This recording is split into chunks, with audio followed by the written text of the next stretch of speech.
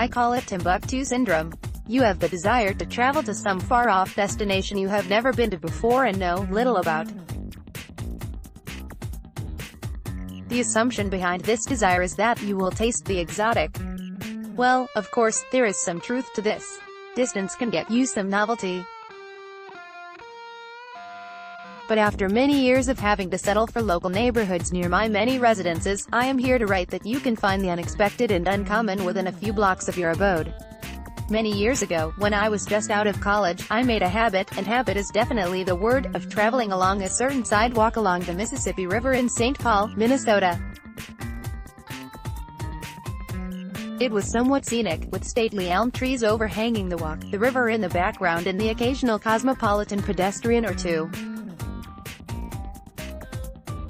The thing about it was that I always knew what to expect. I knew how far I was going to walk, the type of people I would see and where to look for beautiful views. I even remember inspecting familiars in the cement sidewalk as if they were old friends. Shangri-La. Then, one day during the winter, I noticed a set of footprints in the snow meandering from the sidewalk down towards the river. They went into a shallow ravine that I had never really noticed before. Mildly curious, and probably a little bored with the usual, I followed the trail into the ravine. After going a couple of blocks, it met up with a large drainage pipe that angled downhill. I followed the path parallel to the pipe for a few more yards, and then suddenly encountered the end of it in the most amazing sight. It was a little Shangri-La, warm water from the pipe meandering down the incline and catching in little reflective pools, green grass growing on either side of the stream, in stark contrast to the surrounding snow, vaporous steam wafting up to the branches above. And up above, on one of the branches close to the pipe, was an orange-breasted robin presiding over it all. I couldn't believe such a cool place had been so near and accessible to my usual haunts.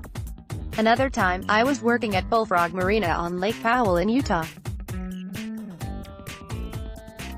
For months, I lived in the vicinity of the lake and thought the only thing worth checking out was the body of water. The rest of the area could have been the moon, it was so bare. One day, I noticed a crevice in a rock formation not far from my room. I walked over to it and discovered a miniature canyon in the rock.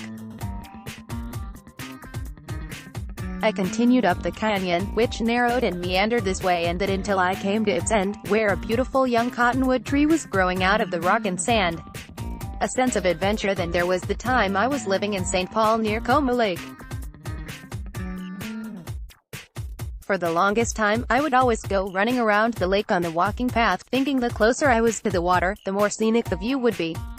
One day it was very congested, so I took the roads and sidewalks that surrounded the lake from above. Lo and behold, the view was much better and I had the area to myself. I remember wondering why it had taken me so long to discover that. It is possible to discover novelty near your home. It's just a matter of thinking outside the box and breaking up your conservative energy patterns. Yet another time, I was walking in the neighborhood I grew up in, and just for the heck of it, took an alley I had never really explored before. I discovered an Alaska Malamute in someone's backyard that was friendly and reminded me of the dog I grew up with. We had a great time visiting back there.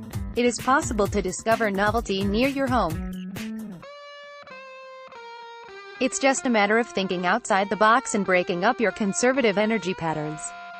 To find something new, it is necessary to do something new.